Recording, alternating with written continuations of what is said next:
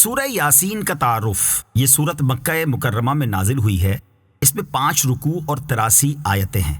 اس سورت کی پہلی آیت میں لفظ یاسین کی وجہ سے اس کا نام سورہ یاسین رکھا گیا۔ فضیلت: سرکار دو عالم صلی اللہ تعالیٰ علیہ وسلم نے ارشاد فرمایا، ہر چیز کے لیے قلب ہے اور قرآن کا قلب سورہ یاسین ہے، اور جس نے سورہ یاسین پڑھی تو اللہ تعالیٰ اس کے لیے 10 بار قرآن پڑھنے کا ثواب لکھتا ہے۔ مضامین: اس سورت کی ابتدا میں نبی اکرم علیہ الصلوۃ والسلام کی رسالت کا بیان ہے، پھر ایک گروہ دشمنی کرنے والا ہے جس کے ایمان لانے کی امید نہیں، اور دوسرا گروہ وہ ہے جس کے ہدایت حاصل ہونے کی توقع ہے۔ ان دونوں گروہوں کے اعمال محفوظ ہیں اور علم الہی میں ان کے آثار موجود ہیں۔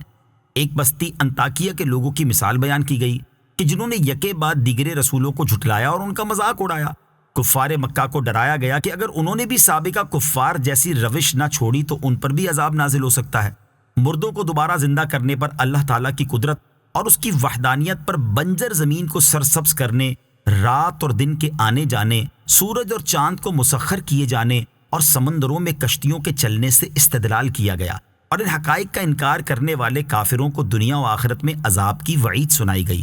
اللہ تعالیٰ نے اپنے حبیب علیہ الصلوۃ والسلام کے شاعر ہونے کی نفی کی اور یہ بتایا کہ وہ قرآن کے ذریعے اللہ تعالیٰ کے عذاب سے ڈرانے والے اور اس بات کی خبر دینے والے ہیں کہ لوگوں کو اللہ تعالیٰ کی نعمتوں پر شکر ادا کرنا چاہیے۔ آیت نمبر 1۔ یاسین،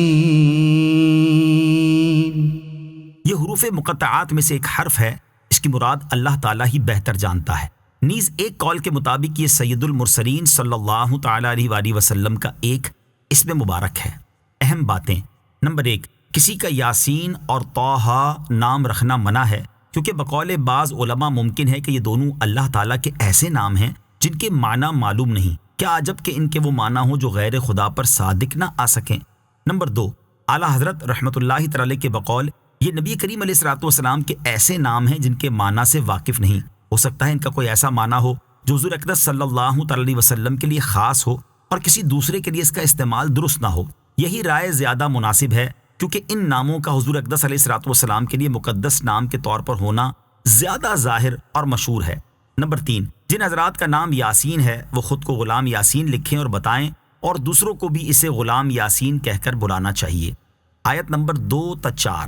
والقرآن الحکیم انک لمن المرسلین علی صراط مستقیم۔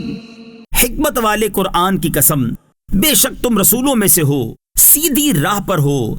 ان 3 آیات کا خلاصہ یہ ہے کہ کافروں نے حضور پرنور صلی اللہ تعالی علیہ وآلہ وسلم سے کہا تھا آپ رسول نہیں ہیں، اور نہ ہی اللہ تعالیٰ نے ہماری طرف کوئی رسول بھیجا ہے۔ ان کے اس قول کے یہاں اللہ تعالیٰ نے رد فرمایا اور قرآن مجید کی قسم ارشاد فرما کر فرمایا، حکمت والے قرآن کی قسم، اے پیارے حبیب، بے شک آپ ان ہستیوں میں سے ہیں جنہیں رسالت کا منصب عطا کیا گیا ہے، اور بے شک آپ ایسے سیدھے راستے پر ہیں جو منزل مقصود تک پہنچانے والا ہے۔ یہ راستہ توحید اور ہدایت کا راستہ ہے، اور تمام انبیاء کرام علیہ السلام اسی راستے پر رہے ہیں۔ اہم باتیں: نمبر 1، بارگاہ الہی میں سید المرسلین صلی اللہ علیہ وسلم کا مقام اتنا بلند ہے کہ کافروں کی طرف سے آپ پر ہونے والے اعتراضات کا جواب اللہ تعالیٰ خود ارشاد فرماتا ہے۔ نمبر 2، اللہ تعالیٰ نے آپ کی رسالت پر اپنے مقدس کلام قرآن مجید کی قسم ارشاد فرمائی ہے۔ نمبر 3، نبی کریم علیہ الصلوۃ والسلام کا راستہ ہی صراط مستقیم ہے۔ آیت نمبر 5 اور 6۔ تنزیل العزیز الرحیم لتنذر قوما ما انذر آباؤهم فهم غافلون۔ عزت والے مہربان کا اتارا ہوا تاکہ تم اس قوم کو ڈراؤ جس کے باپ دادا کو نہ ڈرایا گیا تو وہ غفلت میں پڑے ہوئے ہیں۔ فرمایا کہ قرآن حکیم اس رب تعالیٰ کا نازل کیا ہوا ہے جو عزت والا اور مخلوق پر مہربان ہے۔ قرآن اس لیے نازل کیا تاکہ اے حبیب آپ قرآن مجید کے ذریعے اس قوم کو عذاب الہی سے ڈرائیں جس کے باپ دادا کے پاس عذاب الہی سے ڈرانے کے لیے طویل عرصے سے کوئی رسول علیہ الصلوۃ والسلام نہ پہنچا، جس کی وجہ سے لوگ ایمان اور ہدایت سے غفلت میں پڑے ہوئے ہیں۔ اہم بات: قوم قریش کا تو یہی حال ہے کہ ان میں نبی کریم علیہ الصلوۃ والسلام سے پہلے کوئی رسول تشریف نہیں لائے، اور عرب میں حضرت اسماعیل علیہ الصلوۃ والسلام کے بعد سے لے کر سرکار دو عالم علیہ الصلوۃ والسلام تک ان کے پاس کوئی رسول تشریف نہیں لایا، جبکہ اہل کتاب کے پاس حضرت عیسیٰ علیہ الصلوۃ والسلام کے بعد سے لے کر حضور پرنور علیہ الصلوۃ والسلام تک کوئی رسول تشریف نہیں لایا۔ آیت نمبر 7. لقد حق القول على أكثرهم فهم لا يؤمنون. بے شک ان میں اکثر پر بات ثابت ہو چکی ہے تو وہ ایمان نہ لائیں گے. آیت کا خلاصہ یہ ہے کہ کفار مکہ میں سے اکثر پر اللہ تعالیٰ کا عذاب واجب ہو چکا ہے، کیونکہ اللہ تعالیٰ اپنے ازلی علم سے جانتا ہے کہ یہ لوگ اپنے اختیار سے کفر پر اصرار کریں گے اور کفر پر ہی مریں گے. اس لیے اے پیارے حبیب، یہ لوگ آپ کے عذاب الہی سے ڈرانے کے باوجود ایمان نہیں لائیں گے. آیت نمبر 8. إنا جعلنا في أعناقهم أغلالا فهي إلى الأذقان فهم مقمحون. ہم نے ان کی گردنوں میں توق ڈال دیے ہیں تو وہ ٹھوڑیوں تک ہیں تو وہ اوپر کو منہ اٹھائے ہوئے ہیں. شان نزول. یہ آیت ابو جہل اور اس کے 2 مخزومی دوستوں کے بارے میں نازل ہوئی. واقعہ کچھ یوں ہے کہ ابو جہل نے قسم کھائی تھی کہ اگر وہ سرکار دو عالم علیہ الصلوۃ والسلام کو نماز پڑھتے دیکھے گا تو پتھر سے سر کچل ڈالے گا. جب اس نے حضور پرنور علیہ الصلوۃ والسلام کو نماز پڑھتے دیکھا تو وہ اسی فاسد ارادے سے ایک بھاری پتھر لے کر آیا، اور جب اس نے پتھر کو اٹھایا تو اس کے ہاتھ گردن میں چپک کر رہ گئے اور پتھر ہاتھ کو لپٹ گیا.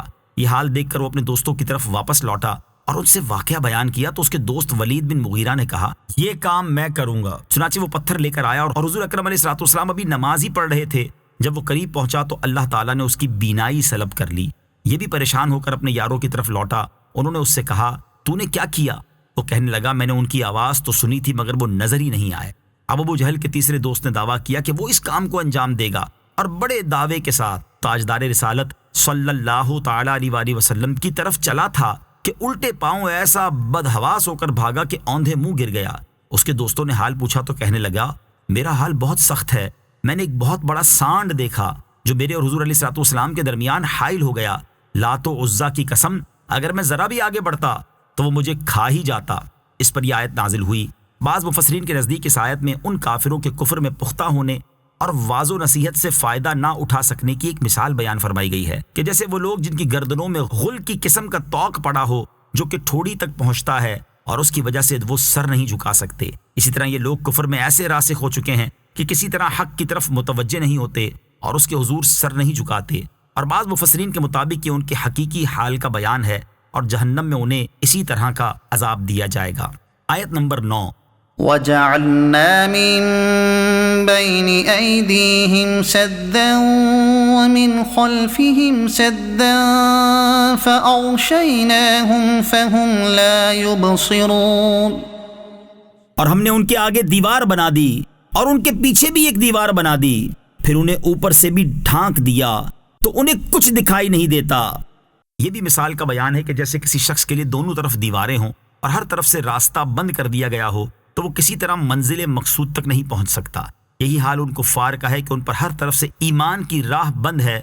ان کے سامنے دنیا کے غرور کی دیوار ہے اور ان کے پیچھے آخرت کو جھٹلانے کی اور وہ جہالت کے قید خانے میں قید ہیں جس کی وجہ سے آیات اور دلائل پہ غور کرنا انہیں میسر نہیں ہے.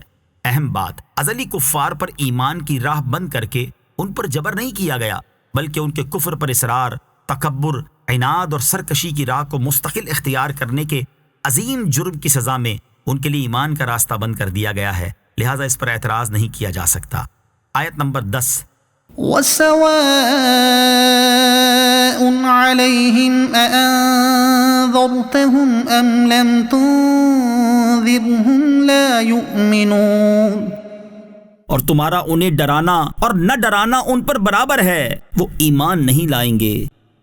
فرمائے کہ اے حبیب، جن کافروں کا کفر پر جمے رہنا تقدیر الہی میں لکھا ہوا ہے، آپ کا انہیں عذاب الہی سے ڈرانا یا نہ ڈرانا ان کے حق میں برابر ہے. یہ انہیں کوئی نفع نہ دے گا اور وہ کسی صورت ایمان نہیں لائیں گے.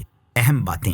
نمبر 1، کافروں کا ایمان نہ لانا اس وجہ سے نہیں کہ خدا نے انہیں کفر پر ڈٹے رہنے پر مجبور کر دیا، بلکہ خود ان کافروں نے ضد و عناد کی وجہ سے حق قبول کرنے کی صلاحیت ختم کر لی تھی. نمبر 2، رسول کریم علیہ الصلوۃ والسلام کا کافروں کو اللہ تعالیٰ کے عذاب سے ڈرانا آپ علیہ الصلوۃ والسلام کے اپنے حق میں نہ ڈرانے کے برابر نہیں ہے، کیونکہ ڈر سنا کر آپ نے تبلیغ کی ذمہ داری پوری کر دی اور آپ علیہ الصلوۃ والسلام کو تبلیغ کرنے کا ثواب ملے گا. آیت نمبر 11. انما تنذر من اتبع الذکر وخشی الرحمن بالغیب. فبشره بمغفرة وأجر کریم. تم تو صرف اسے ڈراتے ہو جو نصیحت کی پیروی کرے اور رحمان سے بغیر دیکھے ڈرے، تو اسے بخشش اور عزت کے ثواب کی بشارت دو. فرمایا کہ اے حبیب، آپ کے ڈر سنانے اور خوف دلانے سے وہی نفع اٹھاتا ہے جو قرآن مجید کی پیروی کرے اور اس میں دیے گئے احکامات پر عمل کرے اور اللہ تعالیٰ کے غیبی عذاب سے پوشیدہ اور اعلانیہ ہر حال میں ڈرے، اور جس کا یہ حال ہے تو آپ اسے گناہوں کی بخشش اور عزت کے ثواب جنت کی بشارت دے دیں. آیت نمبر 12. إنا نحن نحيي الموتى ونكتب ما قدموا وآثارهم وكل شيء أحصيناه في إمام مبين. بے شک ہم مردوں کو زندہ کریں گے اور ہم لکھ رہے ہیں جو عمل انہوں نے آگے بھیجا اور ان کے پیچھے چھوڑے ہوئے نشانات کو، اور ایک ظاہر کر دینے والی کتاب میں ہر چیز ہم نے شمار کر رکھی ہے. فرمایا کہ بے شک قیامت کے دن ہم اپنی کامل قدرت سے مردوں کو زندہ کریں گے. نیز دنیا کی زندگی میں انہوں نے جو نیک اور برے اعمال کیے وہ ہم لکھ رہے ہیں تاکہ ان کے مطابق انہیں جزا دی جائے، اور ہم ان کی وہ نشانیاں اور وہ طریقے بھی لکھ رہے ہیں جو اپنے بعد چھوڑ گئے، خواہ وہ طریقے نیک ہوں یا برے. اور ایک ظاہر کر دینے والی کتاب لوح محفوظ میں ہر چیز ہم نے شمار کر رکھی ہے.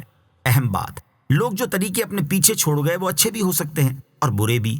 نئے اچھے طریقوں کو بدعت حسنہ یعنی اچھی بدعت کہتے ہیں، اور یہ طریقہ نکالنے والے اور عمل کرنے والے دونوں ثواب پاتے ہیں.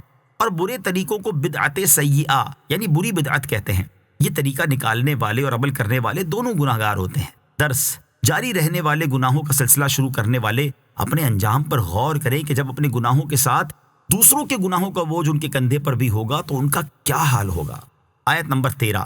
واضرب لهم مثلا أصحاب القرية إذ جاءها المرسلون. اور ان سے شہر والوں کی مثال بیان کرو جب ان کے پاس رسول آئے.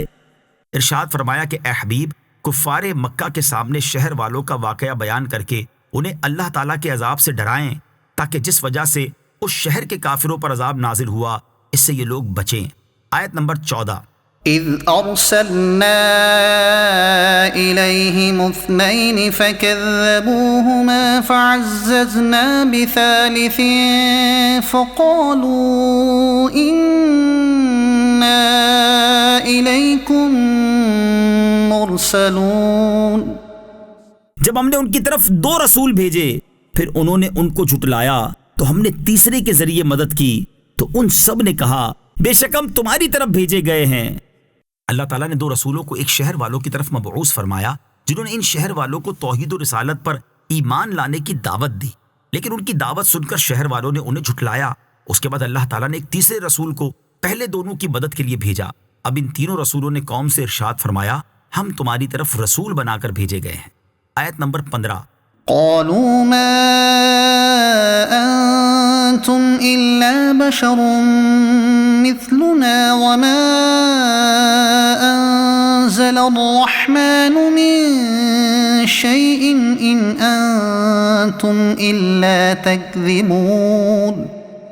لوگوں نے کہا تم تو ہمارے جیسے آدمی ہو اور رحمان نے کوئی چیز نہیں اتاری، تم صرف جھوٹ بول رہے ہو.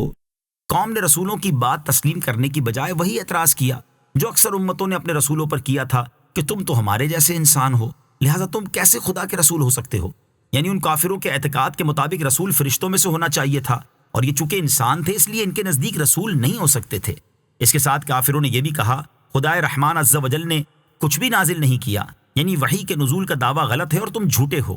اہم بات، انبیاء کرام علیہ السلام کو اپنے جیسا بشر کہنا ہمیشہ سے کفار کا طریقہ رہا ہے. آیت نمبر 16 اور 17.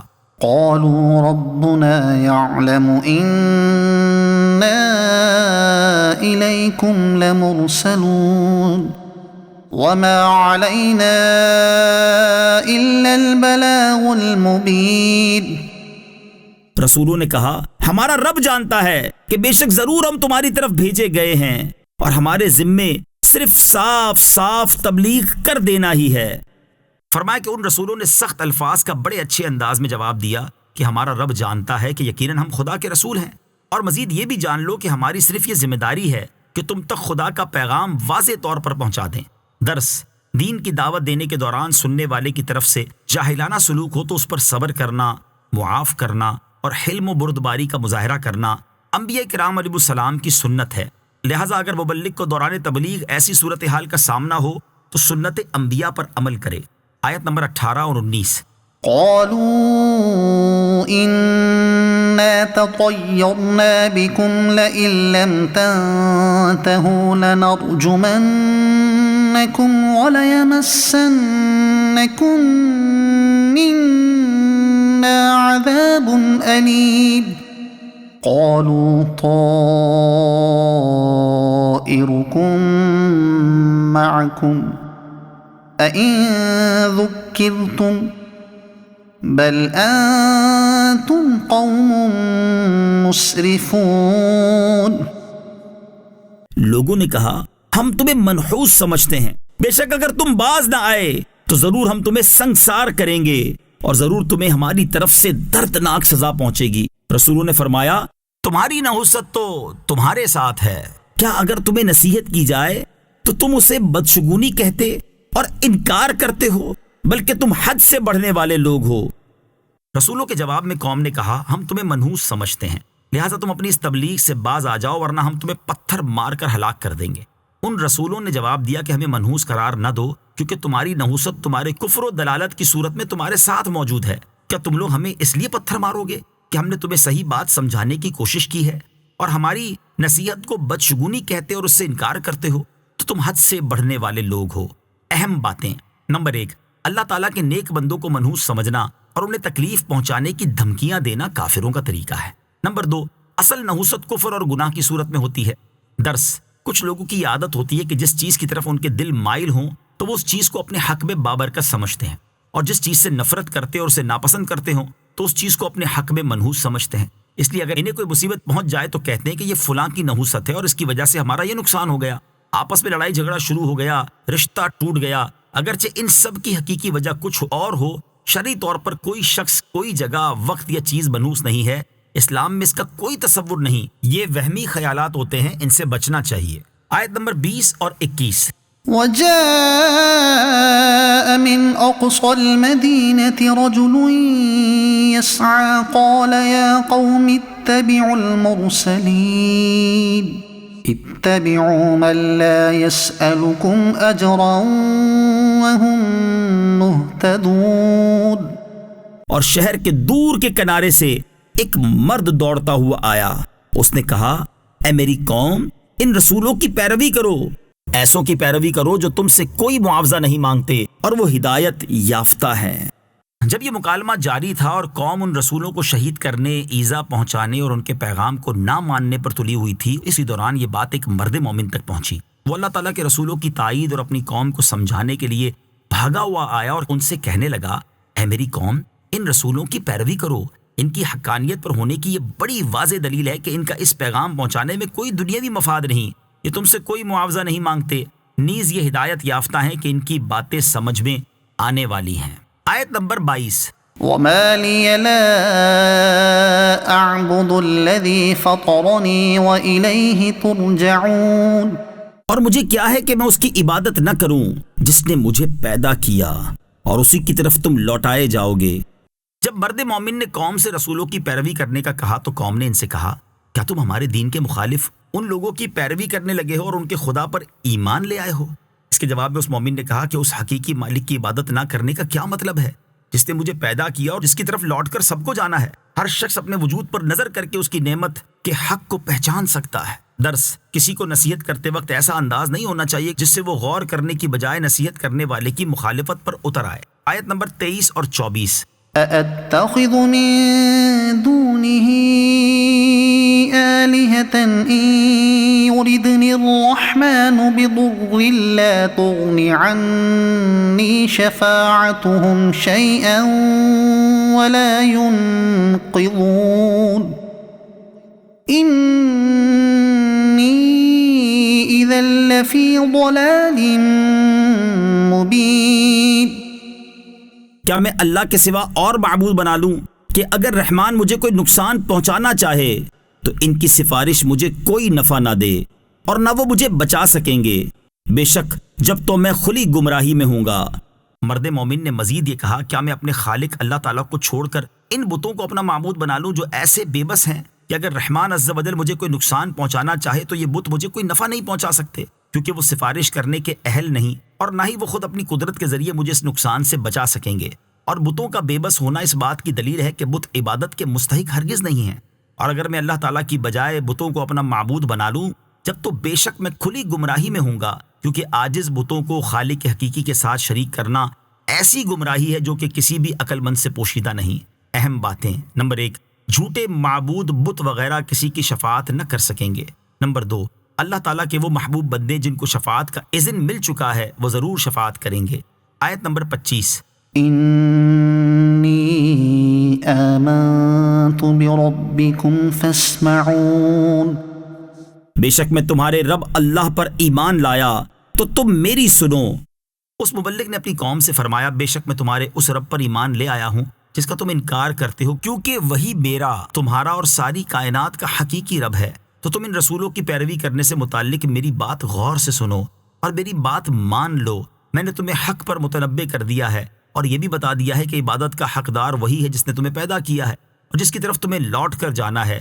قوم نے ان کی نصیحت پر عمل نہ کیا اور انہیں شہید کر دیا۔ آیت نمبر 26 اور 27، قیل ادخل الجنہ قال یا لیت قومی یعلمون بما غفر لی ربی وجعلنی من المکرمین، اس سے فرمایا گیا کہ تو جنت میں داخل ہو جا۔ اس نے کہا، اے کاش میری قوم جان لیتی جیسی میرے رب نے میری مغفرت کی اور مجھے عزت والوں میں شامل کیا۔ جب لوگوں نے اس مبلغ کو شہید کر دیا تو عزت و اکرام کے طور پر مبلغ سے فرمایا گیا تو جنت میں داخل ہو جا۔ جب وہ جنت میں داخل ہوئے اور وہاں کی نعمتیں دیکھیں تو انہوں نے یہ تمنا کی کہ ان کی قوم کو معلوم ہو جائے کہ اللہ تعالیٰ نے مجھے بخش دیا ہے اور میری بہت عزت افزائی فرمائی ہے۔ اہم بات، نیکی کی دعوت میں کبھی جان و مال کی قربانی بھی دینی پڑتی ہے، لیکن یہ رائے گاہ نہیں جاتی۔ رب کریم ایسی قربانی کی بہت قدر فرماتا ہے۔ آیت نمبر 28 اور 29، وما انزلنا على قومه من بعده من جند من السماء وما كنا منزلين إن كانت إلا صيحة واحدة فإذا هم خامدون، اور ہم نے اس کے بعد اس کی قوم پر آسمان سے کوئی لشکر نہ اتارا اور نہ ہم وہاں کوئی لشکر اتارنے والے تھے، وہ صرف ایک چیخ تھی تو جبھی وہ بجھ کر رہ گئے۔ فرمایا، اور ہم نے مذکورہ واقعے کے بعد اس مخلص مبلغ کی قوم سے انتقام لینے کے لیے ان پر آسمان سے کوئی لشکر نہ اتارا اور نہ ہم اس قوم کی ہلاکت کے لیے وہاں کوئی لشکر اتارنے والے تھے، بلکہ ان کی سزا کے لیے تو حضرت جبریل علیہ السلام کی صرف ایک چیخ ہی کافی تھی جس سے وہ اس طرح فنا ہو گئے جیسے آگ بجھ جاتی ہے۔ اہم بات، غزوہ بدر اور غزوہ خندق کے دن آسمان سے لشکروں کو اتارا جانا سید المرسلین علیہ الصلوۃ والسلام کے مرتبے کی عظمت کی وجہ سے تھا، ورنہ فرشتے کی تو ہلکی سی چیخ ہی کثیر جماعت کو ہلاک کرنے کے لیے کافی ہے۔ آیت نمبر 30، یا حسرة على العباد ما يأتيهم من رسول إلا كانوا به يستهزئون، اور کہا گیا کہ ہائے افسوس ان بندوں پر کہ ان کے پاس کوئی رسول آتا ہے تو اس سے ٹھٹھا مذاق ہی کرتے ہیں۔ یہ کلام فرشتوں کا یا مومنین کا یا اللہ تعالیٰ کا ہے۔ تیسری صورت میں یہاں حسرت کا حقیقی معنی مراد نہیں ہوگا کیونکہ یہ اللہ تعالیٰ کی شان کے لائق نہیں، بلکہ یہاں معنی یہ ہوگا کہ حضرت حبیب رحمۃ اللہ تعالی کی قوم کے لوگ اور ان کے جیسے وہ لوگ جو اللہ تعالیٰ کے رسولوں کو جھٹلانے کی وجہ سے ہلاک ہوئے، یہ اس بات کے حقدار ہیں کہ حسرت کرنے والے ان پر حسرت کریں اور افسوس کرنے والے ان کے حال پر افسوس کریں، کیونکہ جب بھی ان کے پاس اللہ تعالیٰ کی طرف سے کوئی رسول تشریف لائے تو یہ اس سے ٹھٹھا مذاق ہی کرتے تھے۔ آیت نمبر 31، أَلَمْ يَرَوْا كَمْ أَهْلَكْنَا قَبْلَهُمْ مِنَ الْقُرُونِ أَنَّهُمْ إِلَيْهِمْ لَا يَرْجِعُونَ، کیا انہوں نے نہ دیکھا کہ ہم نے ان سے پہلے کتنی قومیں ہلاک کر دیں کہ وہ اب ان کی طرف پلٹنے والے نہیں۔ یہاں سے سید المرسلین صلی اللہ تعالی علیہ وسلم کے زمانے میں موجود لوگوں سے کلام کیا جا رہا ہے۔ چنانچہ فرمایا، کیا نبی علیہ الصلوۃ والسلام کی تکذیب کرنے والے کفار مکہ نے نہ دیکھا کہ ہم نے ان سے پہلے کتنی قومیں ہلاک کر دی، اور اب وہ دنیا کی طرف لوٹنے والے نہیں، تو کیا یہ لوگ ان کے حال سے عبرت حاصل نہیں کرتے؟ اہم بات، اس آیت میں آواگون کی نفیس تردید ہے، یعنی ہندوؤں کے اعتقاد کے مطابق بار بار مرنے اور جنم لینے کا سلسلہ باطل ہے، کیونکہ ایک بار مرنے کے بعد کوئی دوبارہ پلٹ کر دنیا میں نہیں آئے گا۔ آیت نمبر 32، وَإِن كُلٌّ لَّمَّا جَمِيعٌ لَّدَيْنَا مُحْضَرُونَ، اور جتنے بھی ہیں سب کے سب ہمارے حضور حاضر کیے جائیں گے۔ فرمایا کہ تمام امتیں قیامت کے دن دوبارہ زندہ کیے جانے کے بعد حساب اور جزا کے لیے ہماری بارگاہ میں حاضر کی جائیں گی، اور ہم انہیں ان کے اچھے برے تمام اعمال کی جزا دیں گے۔ آیت نمبر 33، وَآيَةٌ لَّهُمُ الْأَرْضُ الْمَيْتَةُ أَحْيَيْنَاهَا وَأَخْرَجْنَا مِنْهَا حَبًّا فَمِنْهُ يَأْكُلُونَ، اور ان کے لیے ایک نشانی مردہ زمین ہے، ہم نے اسے زندہ کیا اور اس سے اناج نکالا تو اس میں سے وہ کھاتے ہیں۔ فرمایا کہ جو لوگ دوبارہ زندہ کیے جانے کا انکار کرتے ہیں، ان کے لیے مرنے کے بعد دوبارہ زندہ کیے جانے پر دلالت کرنے والی ایک عظیم اور واضح نشانی مردہ یعنی خشک اور بنجر زمین ہے، اور یہ نشانی اس طرح ہے کہ اللہ تعالیٰ نے بارش کا پانی برسا کر اسے زندہ کیا، یعنی اس میں نشو و نما کی قوت پیدا کی، اور پھر اس زمین سے اناج نکالا جسے اللہ تعالیٰ نے لوگوں کے لیے اور ان کے مویشیوں کے لیے رزق بنایا ہے۔ اور جس طرح اللہ تعالیٰ مردہ زمین کو زندہ کرتا ہے، اسی طرح وہ مردوں کو بھی زندہ فرمائے گا۔ آیت نمبر 34 اور 35، وَجَعَلْنَا فِيهَا جَنَّاتٍ مِّن نَّخِيلٍ وَأَعْنَابٍ وَفَجَّرْنَا فِيهَا مِنَ الْعُيُونِ لِيَأْكُلُوا مِن ثَمَرِهِ وَمَا عَمِلَتْهُ أَيْدِيهِمْ أَفَلَا يَشْكُرُونَ، اور ہم نے اس میں کھجوروں اور انگوروں کے باغ بنائے، اور ہم نے اس میں کچھ چشمے بہائے تاکہ لوگ اس کے پھلوں میں سے کھائیں، اور یہ ان کے ہاتھوں نے نہیں بنائے، تو کیا وہ شکر ادا نہیں کریں گے؟ فرمایا کہ ہم نے زمین میں کھجوروں اور انگوروں کے باغ بنائے، اور ان باغوں کی آب پاشی کے لیے زمین میں چشمے جاری کیے تاکہ لوگ اناج کی طرح ان باغات کے پھلوں میں سے بھی کھائیں۔ اور اگرچہ اناج اور پھل حاصل کرنے کے لیے بیج لوگوں نے بوئے اور آب پاشی انہوں نے کی، مگر بیج سے شاخ انہوں نے نہیں نکالی، اس شاخ کو بالی اور تناور درخت انہوں نے نہیں بنایا، بلکہ یہ اللہ تعالیٰ نے بنائے ہیں، کیونکہ اس پر اللہ تعالیٰ کے سوا اور کوئی قدرت نہیں رکھتا۔ تو کیا ان دلائل کا مشاہدہ کرنے کے بعد بھی وہ حق کو نہیں مانیں گے، اور اللہ تعالیٰ کی قدرت و وحدانیت کا اقرار کر کے اس کی ان نعمتوں کا شکر ادا نہیں کریں گے؟ آیت نمبر 36، سبحان الذي خلق الأزواج كلها مما تنبت الأرض ومن أنفسهم ومما لا يعلمون، پاک ہے وہ جس نے سب جوڑے بنائے زمین کی اگائی ہوئی چیزوں سے اور لوگوں سے اور ان چیزوں سے جنہیں وہ جانتے بھی نہیں ہیں۔ یہاں آیت میں ازواج سے مراد اصناف اور اقسام ہیں، اور ازواج کو انواع اس لیے کہا جاتا ہے کہ ہر نوع اپنی قسم کا جوڑا ہے۔ فرمایا کہ وہ اللہ تعالیٰ شریک سے اور ہر نقص و عیب سے پاک ہے، جس نے تمام انواع کو پیدا فرمایا۔ ان میں سے کچھ وہ ہیں جنہیں زمین اگاتی ہے، جیسے اناج، پھل اور نباتات وغیرہ، اور کچھ وہ ہیں جن کا تعلق خود لوگوں کے نفسوں سے ہے، جیسے ان کی مذکر اور مؤنث اولاد، اور کچھ وہ ہیں جن کی انسانوں کو خبر بھی نہیں ہے۔ آیت نمبر 37، وَآيَةٌ لَّهُمُ اللَّيْلُ نَسْلَخُ مِنْهُ النَّهَارَ فَإِذَا هُم مُّظْلِمُونَ، اور ان کے لیے ایک نشانی رات ہے، ہم اس پر سے دن کو کھینچ لیتے ہیں تو جبھی وہ اندھیروں میں رہ جاتے ہیں۔ فرمایا کہ مردوں کے دوبارہ زندہ ہونے کا انکار کرنے والوں کے لیے ایک نشانی رات ہے، اور یہ نشانی اس طرح ہے کہ اللہ تعالیٰ سورج کو غروب کر کے رات کو دن سے جدا کر دیتا ہے۔ اس کے بعد رات ایسے تاریک ہو جاتی ہے جیسے انتہائی کالی شے پر چڑھا ہوا سفید لباس اتار لیا جائے تو پھر وہ سیاہ ہی سیاہ رہ جاتی ہے، اور رات ہونے پر لوگوں کو اندھیرے میں داخل ہونے کے سوا کوئی چارہ نہیں رہتا۔ پس دن کی روشنی کو رات سے جدا کر دینا اس کی قدرت کے کامل ہونے کی دلیل ہے، کوئی چیز اسے عاجز نہیں کر سکتی، اور اس کی قدرت ذاتی ہے، کسی کی دی ہوئی نہیں۔ تو جس کی قدرت ایسی ہے وہ مخلوق کو اس کی موت کے بعد زندہ کرنے پر بھی قادر ہے۔ آیت نمبر 38، والشمس تجری لمستقر لها ذلك تقدیر العزیز العلیم۔ اور سورج اپنے ٹھہرنے کے وقت تک چلتا رہے گا، یہ زبردست علم والے کا مقرر کیا ہوا ہے۔ فرمایا کہ قدرت الہی کا انکار کرنے والوں کے لیے اس کی عظیم قدرت پر دلالت کرنے والی ایک نشانی سورج ہے، اور یہ نشانی اس طرح ہے کہ سورج اپنے چلنے کے مقرر کردہ انتہائی وقت یعنی قیامت تک چلتا رہے گا، یا اس سے مراد یہ ہے کہ سورج اپنی منزلوں میں چلتا ہے اور جب سب سے دور والے مغرب میں پہنچتا ہے تو پھر لوٹ پڑتا ہے، کیونکہ یہی اس کا مستقر ہے۔ اور سورج کا اس طرح چلتے رہنا اس اللہ تعالیٰ کے حکم سے ہے جو اپنی سلطنت میں زبردست اور اپنی تمام مخلوقات کا علم رکھنے والا ہے، اور اس کی قدرت بھی کامل ہے، تو جس کی یہ شان ہے وہی واحد معبود ہے، اور وہ مردوں کو دوبارہ زندہ کرنے پر قدرت بھی رکھتا ہے۔ آیت نمبر 39۔ والقمر قدرناه منازل حتى عاد كالعرجون القديم۔ اور چاند کے لیے ہم نے منزلیں مقرر کی یہاں تک کہ وہ کھجور کی پرانی شاخ جیسا ہو جاتا ہے۔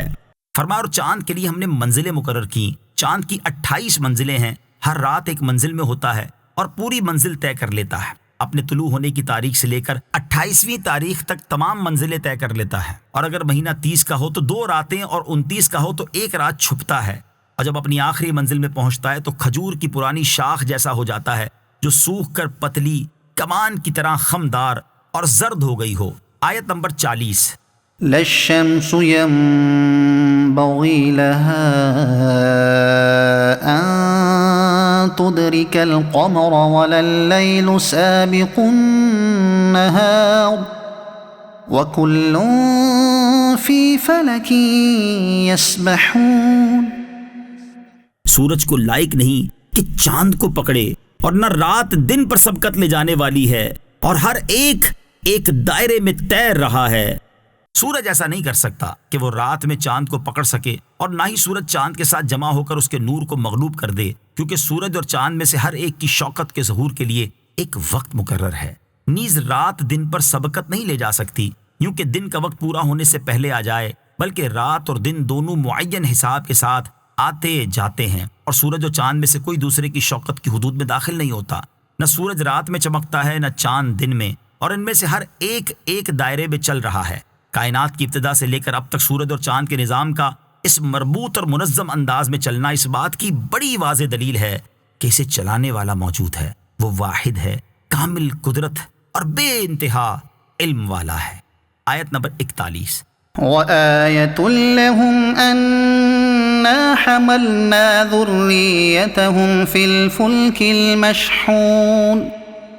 اور ان کے لیے ایک نشانی یہ ہے کہ ہم نے ان کی نسلوں کو بھری ہوئی کشتی میں سوار کیا۔ فرمایا لوگوں کے لیے قدرت الہی پر دلالت کرنے والی ایک نشانی یہ بھی ہے کہ ہم نے ان کی ذریت یعنی نسل کو بھری ہوئی کشتی میں سوار کیا۔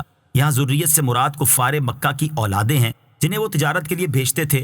جس کشتی میں وہ سوار ہوتے تھے وہ سامان اور اسباب وغیرہ سے بھری ہوئی ہوتی تھی، یا اس سے مراد حضرت نوح علیہ السلام کی کشتی ہے جس میں اہل مکہ کے آباء و اجداد سوار ہوئے تھے، اور یہ ان کی ذریت ذرات کی شکل میں ان کی پشت میں تھی، اور حضرت نوح علیہ السلام کی کشتی سامان اور اسباب وغیرہ سے بھری ہوئی تھی۔ یہ نشانی اس طرح ہے کہ وزنی چیز پانی میں ڈوبتی ہے لیکن کشتی انتہائی وزنی ہونے کے باوجود ڈوبتی نہیں ہے۔ آیت نمبر 42۔ وَخَلَقْنَا لَهُم مِّن مِّثْلِهِ مَا يَرْكَبُونَ۔ اور ہم نے ان کے لیے ویسی ہی کشتیاں بنا دی جن پر سوار ہوتے ہیں۔ فرمایا کہ ہم نے مکہ والوں کے لیے صورت اور شکل میں نوح علیہ السلام کی کشتی جیسی ہی کشتیاں بنا دی جن پر وہ سمندری سفر کے دوران سوار ہوتے ہیں۔ آیت نمبر 43 اور 44۔ وَإِن نَّشَأْ نُغْرِقْهُمْ فَلَا صَرِيخَ لَهُمْ وَلَا هُمْ يُنقَذُونَ إِلَّا رَحْمَةً مِّنَّا وَمَتَاعًا إِلَىٰ حِينٍ۔ اور اگر ہم چاہیں تو انہیں ڈبو دیں تو نہ کوئی ان کی فریاد کو پہنچنے والا ہو اور نہ انہیں بچایا جائے، مگر ہماری طرف سے رحمت اور ایک وقت تک فائدہ اٹھانے کی مہلت ہو۔ فرمایا کہ اگر ہم چاہیں تو کشتیوں میں موجود لوگوں کو ڈبو دیں تو اس وقت ان ڈوبنے والوں کی فریاد کو پہنچ کر ان کی مدد کرنے والا کوئی نہ ہوگا، اور نہ ہی خدا کے حکم کے بعد لوگوں کو ڈوب کر مرنے سے بچایا جائے گا۔ البتہ ہم ان پر رحم فرمائیں یا ان کی دنیا سے فائدہ اٹھانے کی مہلت ابھی باقی ہو تو یہ بچ سکتے ہیں۔ درس: عیش و آرام کی حالت میں اللہ تعالیٰ کے غضب سے غافل نہیں ہونا چاہیے، اور دوران سفر تو اس کا خاص خیال رکھنا چاہیے کیونکہ سفر میں انسان کے حادثے کا شکار ہونے کے خطرات بڑھ جاتے ہیں، اور بسا اوقات لوگ اللہ تعالیٰ سے غافل ہو کر سفر کر رہے ہوتے ہیں کہ اچانک حادثے کا شکار ہو کر موت کے منہ میں چلے جاتے ہیں۔ آیت نمبر 45 اور 46۔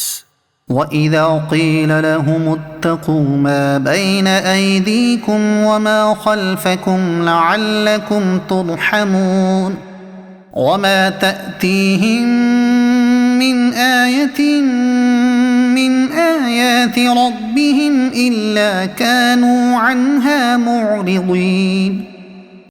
اور جب ان سے فرمایا جاتا ہے ڈرو اس سے جو تمہارے سامنے ہے اور جو تمہارے پیچھے آنے والا ہے، اس امید پر کہ تم پر رحم کیا جائے، اور جب کبھی ان کے رب کی نشانیوں میں سے کوئی نشانی ان کے پاس آتی ہے تو وہ اس سے منہ پھیر لیتے ہیں۔ جب کفار مکہ کو عذاب الہی سے ڈراتے ہوئے فرمایا جاتا ہے کہ تم اس عذاب سے ڈرو جو دنیا میں تم پر آ سکتا ہے، اور اس عذاب سے بھی ڈرو جو آخرت میں آنے والا ہے، اور ایمان لے آؤ تاکہ تم پر رحم کیا جائے اور تم عذاب سے نجات پا جاؤ، تو وہ اس نصیحت پر عمل کرنے کی بجائے اس سے منہ پھیر لیتے ہیں، اور ان کے پاس جب کبھی ان کے رب کی نشانیوں میں سے کوئی نشانی آتی ہے تو یہ اس سے منہ پھیر لیتے ہیں، اور وہ ہر آیت اور نصیحت سے اعراض کرتے ہیں۔ درس، نصیحت کی باتیں سنتے رہنا چاہیے، کبھی تو کوئی بات دل پر اثر کر ہی جاتی ہے۔ نصیحت سے منہ پھیرنا اور سننے ہی سے دور رہنا ہلاکت تک لے جاتا ہے۔ آیت نمبر 47۔ وَإِذَا قِيلَ لَهُمْ أَنفِقُوا مِمَّا رَزَقَكُمُ اللَّهُ قَالَ الَّذِينَ كَفَرُوا لِلَّذِينَ آمَنُوا أَنُطْعِمُ مَن لَّوْ يَشَاءُ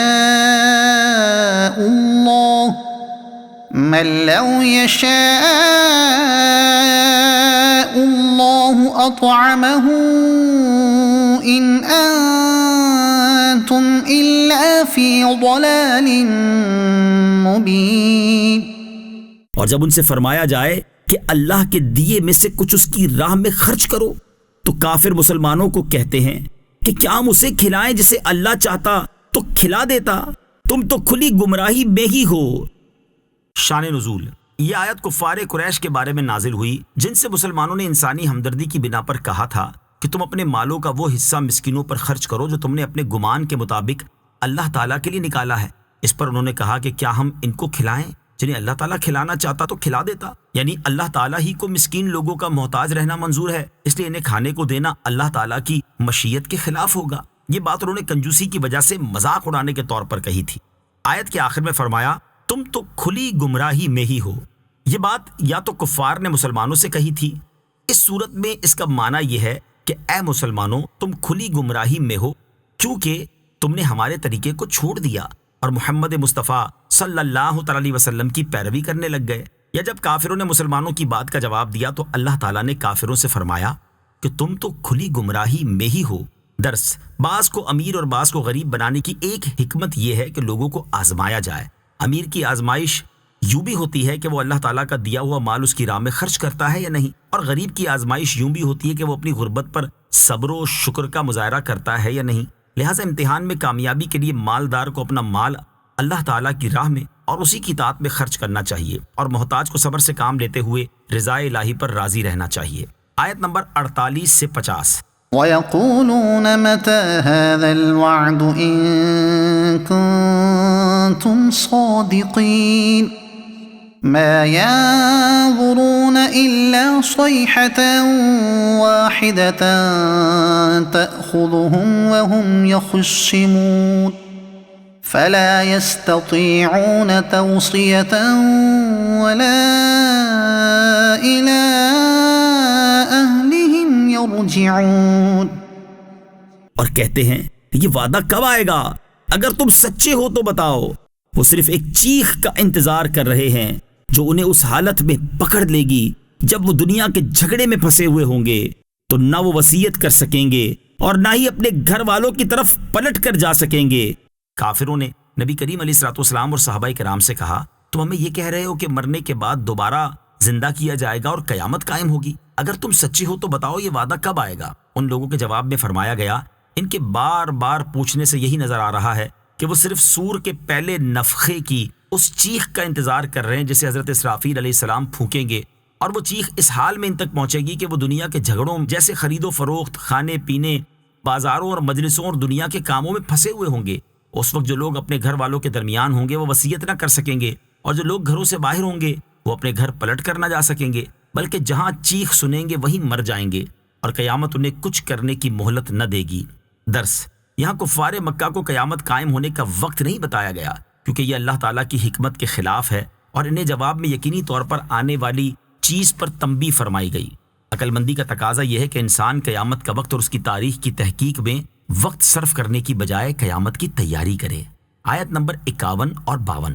ونفخ في الصور فإذا هم من الأجداث إلى ربهم ينسلون قالوا يا ويلنا من بعثنا من مرقدنا هذا ما وعد الرحمن وصدق المرسلون۔ اور سور میں پھونک ماری جائے گی تو اسی وقت وہ قبروں سے اپنے رب کی طرف دوڑتے چلے جائیں گے، کہیں گے ہائے ہماری خرابی، کس نے ہمیں ہماری نیند سے جگا دیا؟ یہ وہ ہے جس کا رحمان نے وعدہ کیا تھا اور رسولوں نے سچ فرمایا تھا۔ جب دوسری مرتبہ سور پھونکا جائے گا تو اسی وقت وہ کفار زندہ ہو کر اپنی قبروں سے نکل آئیں گے اور اپنے حقیقی رب عز و جل کے اس مقام کی طرف دوڑتے چلے جائیں گے جو حساب اور جزا کے لیے تیار کیا گیا ہوگا، اور وہ کہیں گے ہائے ہماری خرابی، کس نے ہمیں ہماری نیند سے جگا دیا؟ یا جب کفار جہنم اور اس کے عذاب دیکھیں گے تو اس کے مقابلے میں انہیں قبر کا عذاب آسان معلوم ہوگا، اس لیے وہ خرابی پکار اٹھیں گے اور کہیں گے یہ وہ ہے جس کا رحمان عز و جل نے وعدہ کیا تھا اور رسول علیہ السلام نے سچ فرمایا تھا۔ یا فرشتے کافروں سے یہ کہیں گے، یا جب کافر کہیں گے کس نے ہمیں ہماری نیند سے جگا دیا، تو اس وقت مومنین کہیں گے کہ یہ وہ ہے جس کا رحمان عز و جل نے وعدہ کیا تھا اور رسولوں علیہ السلام نے سچ فرمایا تھا۔ آیت نمبر 53 اور 54۔ إن كانت إلا صيحة واحدة فإذا هم جميع لدينا محضرون فاليوم لا تظلم نفس شيئا ولا تجزون إلا ما كنتم تعملون۔ وہ تو صرف ایک چیخ ہوگی تو اسی وقت وہ سب کے سب ہمارے حضور حاضر کر دیے جائیں گے، تو آج کسی جان پر کچھ ظلم نہ ہوگا اور تمہیں تمہارے اعمال ہی کا بدلہ دیا جائے گا۔ دوسرا نفخہ ایک ہولناک آواز ہوگی تو اسی وقت وہ سب کے سب اللہ تعالیٰ کی بارگاہ میں حساب کے لیے حاضر کر دیے جائیں گے۔ پھر ان کافروں سے کہا جائے گا آج کسی جان پر اس کے ثواب میں کمی یا اس کے عذاب میں اضافہ کر کے کچھ ظلم نہ ہوگا، اور اے کافروں یہاں تمہیں تمہارے دنیا میں کیے گئے اعمال ہی کا بدلہ دیا جائے گا۔ آیت نمبر 55۔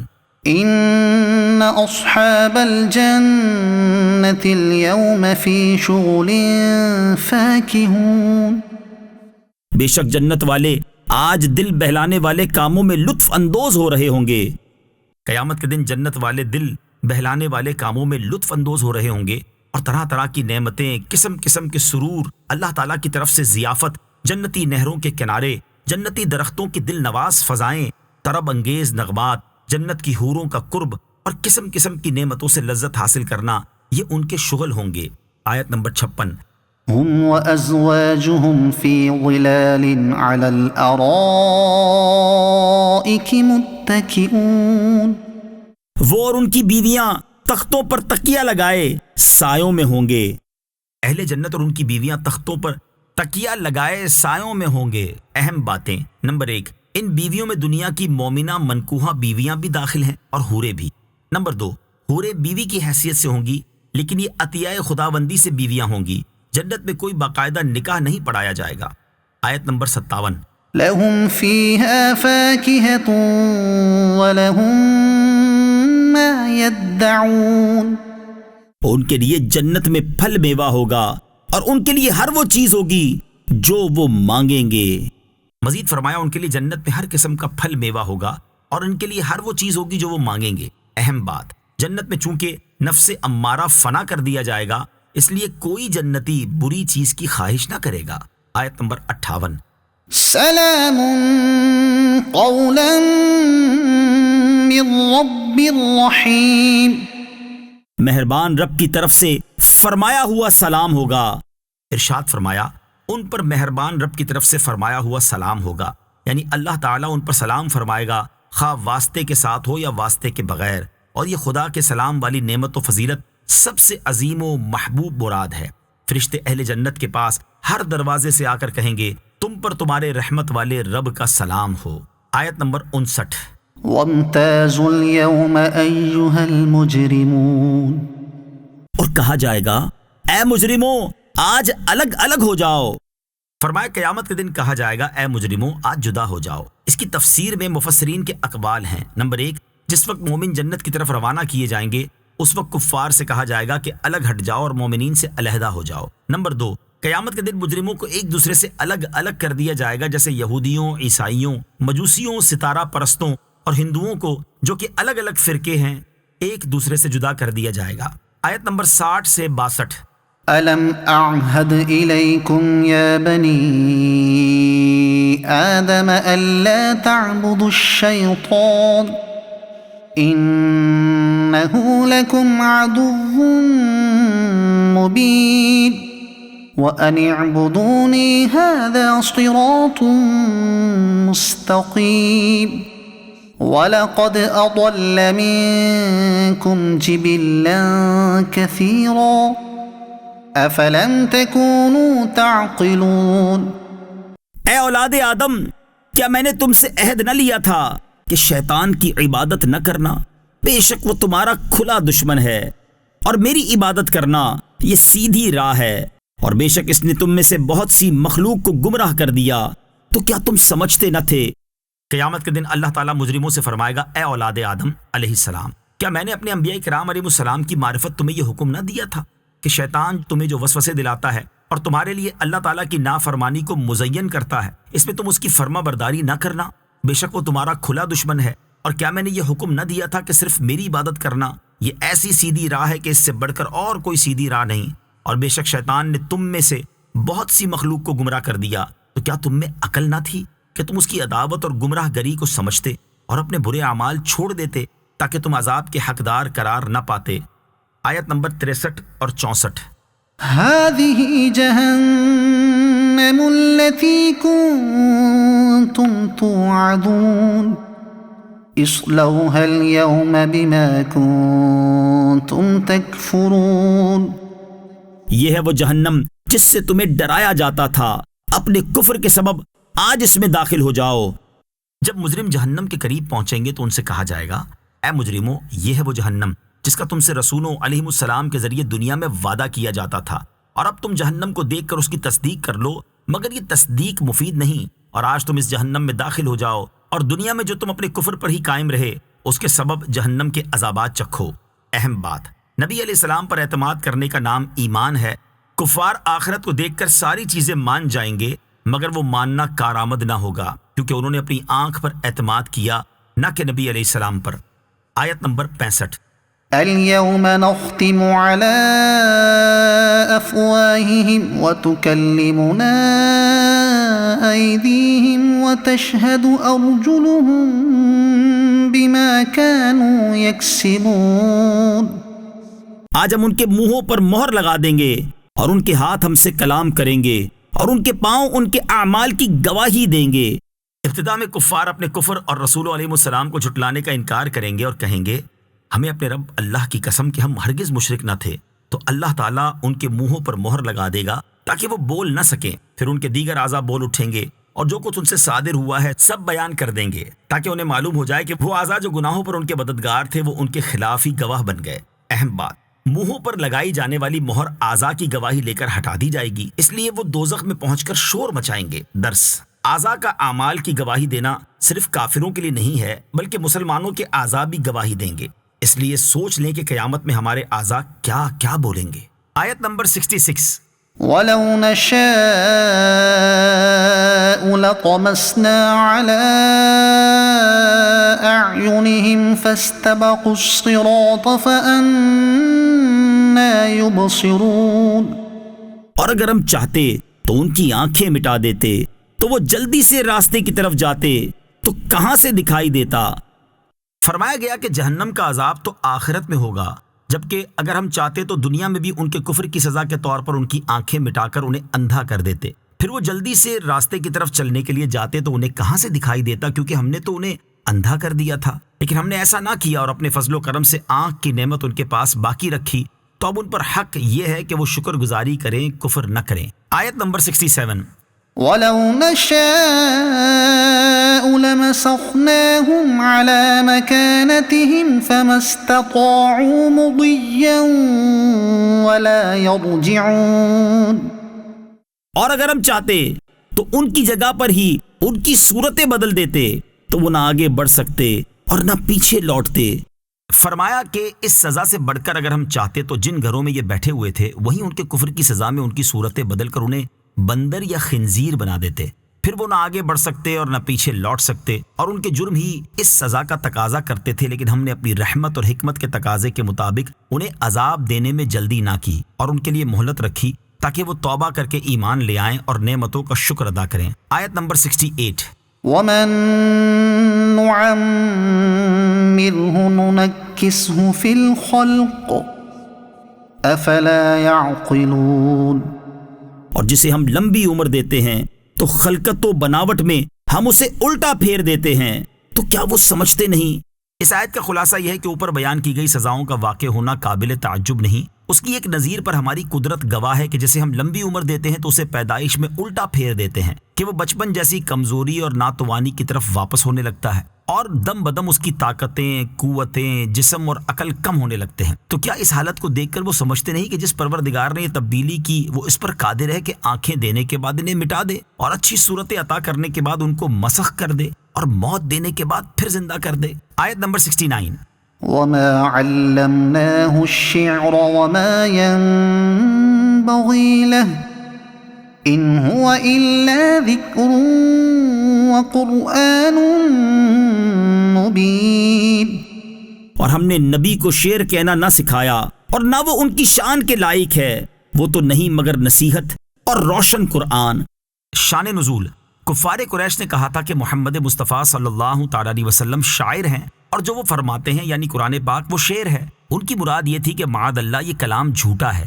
اسی کا اس آیت میں رد فرمایا گیا ہے کہ ہم نے اپنے حبیب علیہ الصلوۃ والسلام کو ایسی باطل گوئی کا کوئی ملکہ ہی نہیں دیا، اور نہ ہی شعر کہنا میرے حبیب علیہ الصلوۃ والسلام کی شان کے لائق ہے. اور یہ قرآن اشعار یعنی جھوٹی باتوں پر مشتمل نہیں بلکہ وہ صریح حق و ہدایت ہے. اہم بات، رسول خدا صلی اللہ علیہ وسلم کو اولین و آخرین کے علوم عطا کیے گئے اور کائنات میں ہر علم والے سے بڑھ کر علم عطا فرمایا گیا کہ جس میں سب علوم شامل ہیں. البتہ شعر کہنے کی صلاحیت نہ دی کہ اس سے کفار کو آپ کے شاعر ہونے کا پروپیگنڈا کرنا بہت آسان ہو جاتا ہے. آیت نمبر 70. لينذر من كان حيا ويحق القول على الكافرين. تاکہ وہ ہر ایسے شخص کو ڈرائے جو زندہ ہو اور کافروں پر بات ثابت ہو جائے. ارشاد فرمایا تاکہ وہ ہر ایسے شخص کو ڈرائے جو زندہ ہو. یہاں ڈرانے والے سے مراد نبی کریم علیہ الصلوۃ والسلام ہیں، یا اس سے مراد قرآن مجید ہے، اور زندہ سے مراد وہ شخص ہے جو دل کا زندہ ہو اور کلام و خطاب کو سمجھتا ہے. یہ مومن کی شان ہے. اس صورت میں آیت کا معنی یہ ہوگا قرآن پاک نصیحت اور روشن قرآن ہے تاکہ نبی اکرم علیہ الصلوۃ والسلام یا قرآن مومن کو گناہوں پر ہونے والے عذاب سے ڈرائیں تاکہ وہ گناہوں سے باز رہے، اور کفر پر قائم رہنے والے کافروں پر عذاب کی بات ثابت ہو جائے. یا زندہ سے مراد وہ شخص ہے جو اللہ تعالیٰ کے علم میں ایمان لانے والا ہے. اس صورت میں آیت کا معنی یہ ہوگا رسول خدا صلی اللہ تعالی علیہ وسلم یا قرآن اس شخص کو عذاب سے ڈرائیں جو اللہ تعالیٰ کے علم میں ایمان لانے والا ہے. آیت نمبر 71 سے 73. اولم يروا انا خلقنا لهم مما عملت ايدينا انعاما فهم لها مالكون وذللناها لهم فمنها ركوبهم ومنها يأكلون وَلَهُمْ فِيهَا مَنَافِعُ وَمَشَارِبُ أَفَلَا يَشْكُرُونَ. اور کیا انہوں نے نہ دیکھا کہ ہم نے اپنے ہاتھ کے بنائے ہوئے چوپائے ان کے لیے پیدا کیے تو یہ ان کے مالک ہیں، اور ہم نے ان چوپایوں کو ان کے لیے تابع کر دیا، تو ان چوپایوں سے کچھ ان کی سواریاں ہیں اور کچھ سے وہ کھاتے ہیں، اور لوگوں کے لیے ان چوپایوں میں کئی طرح کے منافع اور پینے کی چیزیں ہیں. تو کیا وہ لوگ شکر ادا نہیں کریں گے؟ کیا مشرکین مکہ اس بات پر غور نہیں کرتے کہ ہم نے اپنی قدرت سے بنائے ہوئے چوپائے ان کے اور ان کے فائدے کے لیے پیدا کیے، اور یہ ہمارے مالک بنانے کی وجہ سے ان چوپایوں کے مالک ہیں، اور ہم نے ان چوپایوں کو ان کے لیے مسخر اور تابع کر دیا، جس کے نتیجے میں مضبوط چوپایوں پر سوار ہونا سامان لادنا، جہاں چاہے انہیں لے جانا اور ذبح کرنا ان کے لیے کوئی مشکل نہیں۔ اور ان کے بڑے بڑے منافع یہ ہیں کہ کچھ چوپائے ان کی سواریاں ہیں اور کچھ سے وہ گوشت اور چربی کھاتے ہیں، اور ان کے علاوہ بھی چوپایوں میں ان کے لیے کئی طرح کے فائدے ہیں، جیسا کہ وہ ان کی کھالوں، بالوں اور اون وغیرہ کو کام میں لاتے ہیں، اور پینے کی چیزیں جیسے دودھ اور دودھ سے بننے والی چیزیں جیسے دہی وغیرہ حاصل ہوتی ہیں۔ تو کیا وہ مشرکین یہ نعمتیں عطا فرمانے والے رب تعالیٰ کی وحدانیت کا اقرار کر کے اور عبادت میں کسی کو اس کا شریک نہ ٹھہرا کر اس کا شکر ادا نہیں کریں گے؟ اہم بات، آیت میں ہاتھ کا لفظ ہے، یہ متشابہات میں سے ہے جس کا حقیقی و مرادی معنی اللہ تعالیٰ ہی جانتا ہے، یا یہ بطور محاورے کے ہے اور قدرت کے معنی میں ہے، کیونکہ اللہ تعالیٰ جسم اور جسمانی ہاتھوں سے پاک ہے۔ آیت نمبر 74، وَاتَّخَذُوا مِن دُونِ اللَّهِ آلِهَةً لَعَلَّهُمْ يُنصَرُونَ، اور انہوں نے اللہ کے سوا اور معبود بنا لیے کہ شاید ان کی مدد ہو جائے۔ خدا کی بے شمار نعمتوں پر یہ لازم تھا کہ کفار اللہ تعالیٰ کی عبادت کر کے اس کی نعمتوں کا شکر ادا کرتے، لیکن انہوں نے اس کی بجائے بے بس عاجز بتوں کو پوجنا شروع کر دیا اور ان سے یہ توقع رکھنے لگ گئے کہ شاید ان کی مدد ہو جائے اور یہ بت مصیبت کے وقت ان کے کام آئیں اور عذاب سے بچائیں، اور ایسا ہونا ممکن نہیں۔ انبیاء و اولیاء دنیا میں معجزہ و کرامت سے مدد فرماتے ہیں اور قیامت میں بھی شفاعت سے مدد کریں گے، جبکہ بت دنیا میں بھی ناکارہ ہیں اور آخرت میں بھی مردود۔ آیت نمبر 75، لا يستطيعون نصرهم وهم لهم جند محضرون، وہ معبود ان کی مدد نہیں کر سکتے اور وہ لوگ خود ان معبودوں کے لیے حاضر خدمت لشکر بنے ہوئے ہیں۔ فرمایا کہ مشرکوں کا اپنے معبودوں سے مدد کی توقع رکھنا بیکار ہے، ان کے معبود ان کی مدد کر سکتے ہیں اور نہ ہی ان سے عذاب دور کر سکتے ہیں، کیونکہ وہ جماد، بے جان، بے قدرت اور بے شعور ہیں، بلکہ یہ بت پرست خود اپنے معبودوں کی حفاظت کے لیے ان کے لشکر بنے ہوئے ہیں جو بتوں کی خدمت کے لیے موجود رہتے ہیں۔ اہم بات، بتوں کا جہنم میں داخلہ اپنے پجاریوں کو عذاب دینے کے لیے اور پجاریوں کا داخلہ عذاب پانے کے لیے ہوگا۔ آیت نمبر 76، فلا يحزنك قولهم إنا نعلم ما يسرون وما يعلنون، تو ان کی بات تمہیں غمگین نہ کرے، بے شک ہم جانتے ہیں جو وہ چھپاتے ہیں اور جو ظاہر کرتے ہیں۔ اس آیت میں نبی کریم علیہ السلام کو تسلی دیتے ہوئے فرمایا کہ جب یہ کفار ایسے واضح امور میں بھی مخالفت ہی کرتے ہیں تو آپ کفار کی تکذیب، ان کی ایذاؤں اور جفاکاریوں سے غمگین نہ ہوں، بے شک ہم جانتے ہیں جو وہ چھپاتے اور ظاہر کرتے ہیں، ہم انہیں ان کے کردار کی سزا دیں گے۔ آیت نمبر 77 سے 79، أولم ير الإنسان أنا خلقناه من نطفة فإذا هو خصيم مبين وضرب لنا مثلا ونسي خلقه قال من يحيي العظام وهي رميم قل يحييها الذي أنشأها أول مرة وهو بكل خلق عليم، اور کیا آدمی نے نہ دیکھا کہ ہم نے اسے ایک بوند سے بنایا،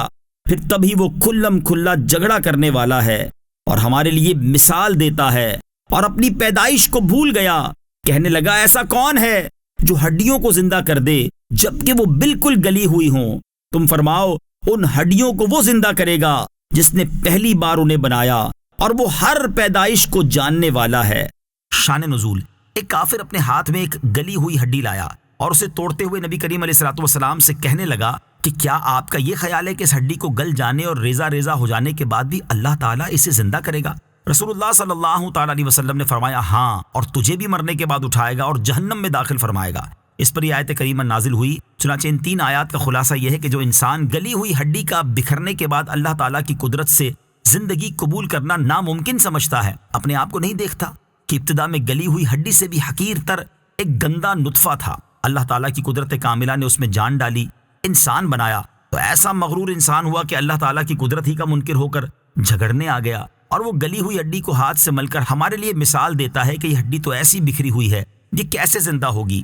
اور یہ کہتے ہوئے اپنی پیدائش کو بھول گیا کہ منی کے قطرے سے پیدا کیا گیا ہے۔ اے حبیب، آپ اس سے فرما دیں کہ ان ہڈیوں کو وہ زندہ کرے گا جس نے پہلی بار انہیں بنایا، اور وہ پہلی اور بعد والی ہر پیدائش کو جاننے والا ہے، اور جب اس کا علم بھی کامل ہے، قدرت بھی کامل، تو پھر تمہیں دوبارہ زندہ کیے جانے کو ماننے میں کیوں تعمل ہے؟ آیت نمبر 80.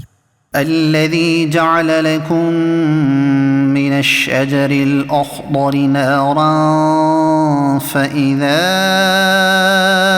أنتم منه توقدون. جس نے تمہارے لیے سبز درخت سے آگ پیدا کی تو جبھی تم اس سے آگ جلاتے ہو. ارشاد فرمایا جس نے تمہارے لیے سبز درخت سے آگ پیدا کی. عرب کے مرخ اور افار نامی 2 درخت ہوتے ہیں. جب ان کی سبز شاخیں کاٹ کر ایک دوسرے پر رگڑی جائیں تو ان سے آگ نکلتی ہے. حالانکہ وہ اتنی تر ہوتی ہیں کہ ان سے پانی ٹپکتا ہوتا ہے. اس میں قدرت کی کیسی عجیب نشانی ہے کہ آگ اور پانی دونوں ایک دوسرے کی ضد ہر ایک جگہ ایک لکڑی میں موجود. نہ پانی آگ کو بجھائے نہ آگ لکڑی کو جلائے. جس قادر مطلق کی یہ حکمت ہے وہ اگر ایک بدن پر موت کے بعد زندگی وارد کرے تو اس کی قدرت سے کیا عجیب ناممکن ہے. آیت نمبر 81. أوليس الذي خلق السماوات والأرض بقادر على أن يخلق مثلهم بلى وهو الخلاق العليم. اور کیا جس نے آسمان اور زمین بنائے وہ اس بات پر قادر نہیں کہ ان جیسے اور پیدا کر دے؟ کیوں نہیں؟ اور وہی بڑا پیدا کرنے والا سب کچھ جاننے والا ہے. فرمایا جس رب تعالیٰ نے آسمان اور زمین جیسی عظیم مخلوق بنا دی کیا وہ اس بات پر قادر نہیں کہ آخرت میں ان جیسے چھوٹے اور حقیر انسان دوبارہ بنا دے؟ کیوں نہیں؟ بے شک وہ اس پر قادر ہے اور اس کی قدرت کامل اور اس کا علم تمام معلومات کو شامل ہے کیونکہ وہی بڑا پیدا کرنے والا اور سب کچھ جاننے والا ہے. اہم بات، آسمان و زمین کی مثال لوگوں کی عقل کے مطابق دی کہ بڑی چیز کو پیدا کرنے والا چھوٹی چیز کو بھی پیدا کر سکتا ہے، ورنہ خدا کے لیے چھوٹی بڑی چیز کے پیدا کرنے میں کوئی فرق نہیں. اس کی قدرت سب چیزوں کے لیے برابر ہے. آیت نمبر 82. انما امره اذا اراد شيئا ان يقول له كن فيكون. اس کا کام تو یہی ہے کہ جب کسی چیز کا ارادہ فرماتا ہے تو اس سے فرماتا ہے ہو جا تو وہ ہو جاتی ہے. اللہ تعالیٰ جب کسی چیز کو پیدا کرنے کا ارادہ فرماتا ہے تو اس سے فرماتا ہے ہو جا تو وہ ہو جاتی ہے. یعنی مخلوقات کا وجود اس کے حکم کے تابع ہے، اور جب خدا کسی چیز کو وجود میں آنے کا حکم فرماتا ہے تو اسے لوگوں کی طرح مختلف اشیاء کی حاجت نہیں ہوتی، بلکہ خدا کے ہر حکم پر ہر چیز امر الہی کے مطابق وجود میں آ جاتی ہے. آیت نمبر 83. فسبحان الذي بيده ملكوت كل شيء وإليه ترجعون. تو پاک ہے وہ جس کے ہاتھ میں ہر چیز کا قبضہ ہے اور اسی کی طرف تم پھیرے جاؤ گے. آیت کا خلاصہ یہ ہے کہ بیان کردہ سب چیزوں سے ثابت ہو گیا کہ مشرکین جو کہتے ہیں اس سے وہ رب تعالیٰ پاک ہے جس کے دستے قدرت میں ہر چیز کا قبضہ ہے اور وہ ہر چیز کا مالک ہے، اور مرنے کے بعد اسی کی طرف تم آخرت میں پھیرے جاؤ گے کیونکہ اس کے علاوہ اور کوئی علی الاطلاق مالک ہے ہی نہیں.